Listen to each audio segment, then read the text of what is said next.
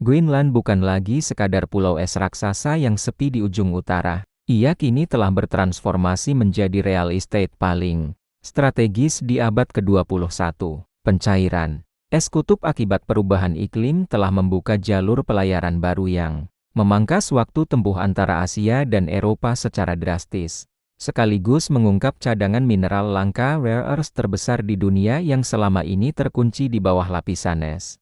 Bagi Amerika Serikat, menguasai Greenland berarti mengamankan rantai pasok teknologi, masa depan dan memastikan dominasi militer di wilayah Arktik yang kini menjadi medan persaingan baru. Ambisi Washington untuk mengambil alih atau menguasai Greenland secara eksklusif berakar pada ketakutan terhadap infiltrasi ekonomi China di halaman belakang mereka sendiri. AS melihat bahwa Denmark, sebagai pemegang kedaulatan atas Greenland, tidak memiliki kapasitas finansial dan militer yang cukup untuk membendung diplomasi infrastruktur Beijing yang mulai menawarkan pembangunan bandara dan pelabuhan di sana. Washington menganggap Greenland sebagai titik buta dalam pertahanan Amerika Utara. Jika mereka tidak menguasainya sekarang, mereka khawatir China atau Rusia akan menaruh paku di sana terlebih dahulu. Namun, cara Amerika Serikat mengekspresikan ambisinya ini telah memicu gempa bumi diplomatik di Copenhagen.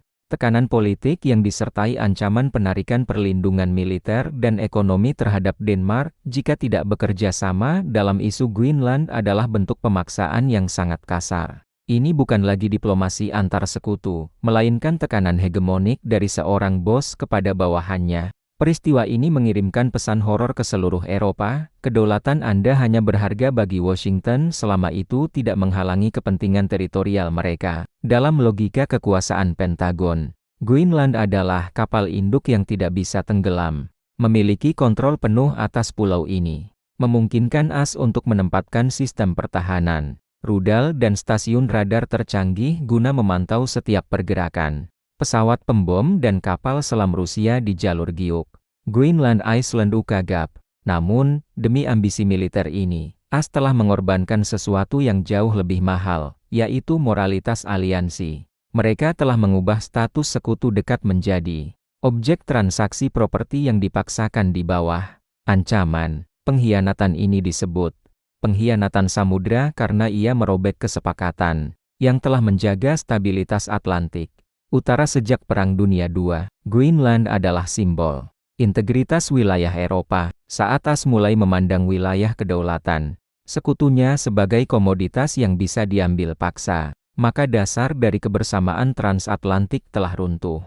Eropa kini mulai menyadari bahwa musuh yang paling nyata bagi kedaulatan mereka mungkin bukan lagi yang datang dari timur, melainkan rekan sejawat mereka di seberang Samudra Atlantik. NATO dibangun di atas fondasi kepercayaan bahwa serangan terhadap satu anggota adalah serangan terhadap semua. Namun, kasus Greenland telah menciptakan paradoks yang mematikan. Bagaimana jika ancaman terhadap kedaulatan salah satu anggota justru datang dari pemimpin aliansinya sendiri?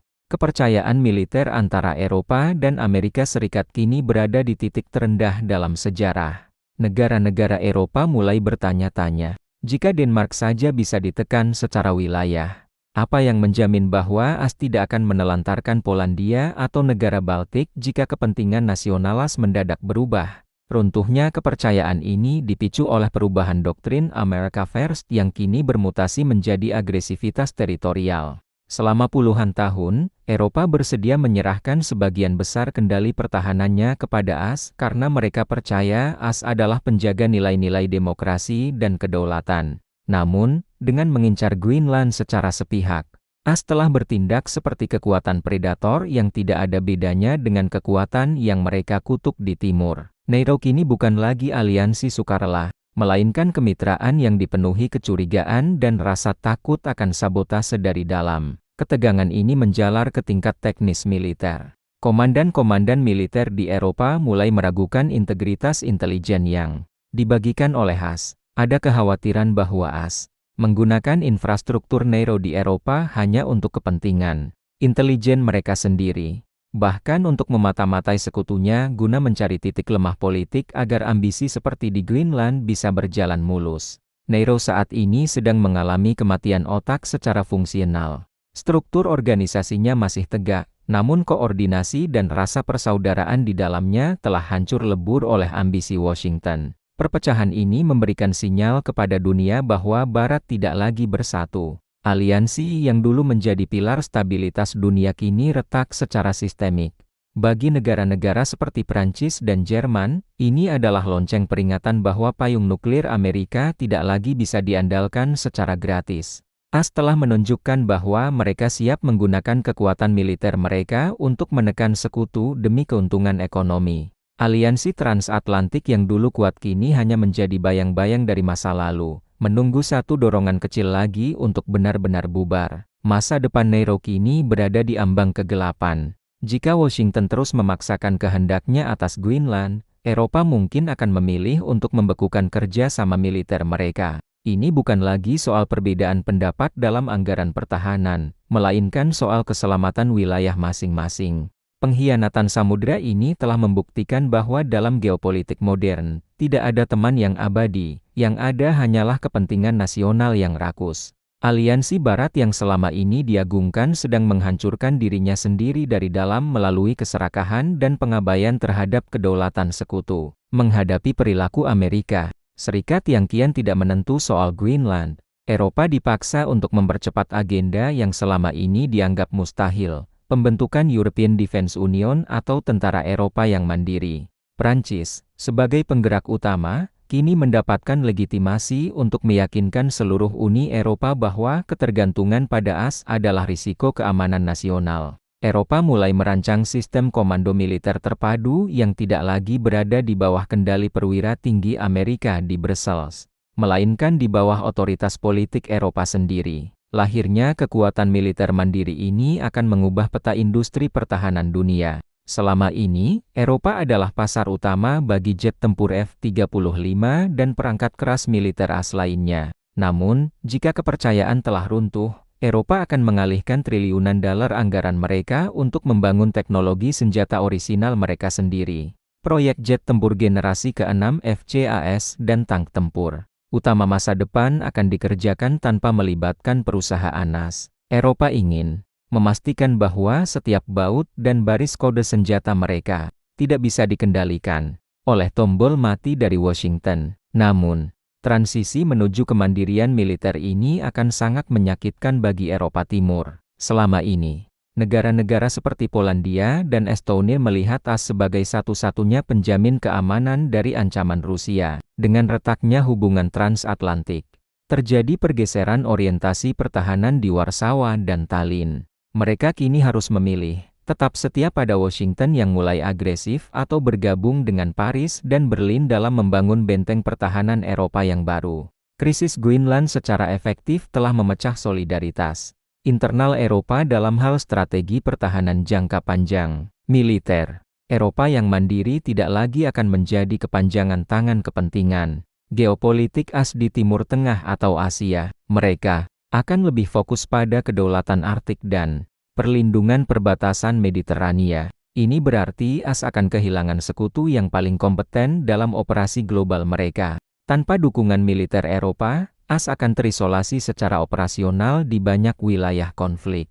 Dunia akan melihat lahirnya gajah militer ketiga yang netral, yang tidak lagi mau diseret-seret oleh ambisi liar Washington dalam mencari musuh-musuh baru. Langkah ini juga mencakup kedaulatan digital dan intelijen. Eropa mulai membangun jaringan satelit navigasi dan sistem komunikasi militer yang benar-benar tertutup dari akses CIA dan NSA. Mereka sadar bahwa dalam perang masa depan, siapa yang menguasai data, dialah yang menang. Dengan memisahkan diri dari ketergantungan teknologi militer AS, Eropa sedang membangun benteng digital guna melindungi rahasia negara mereka. Pengkhianatan soal Greenland telah memberikan pelajaran berharga bagi Eropa.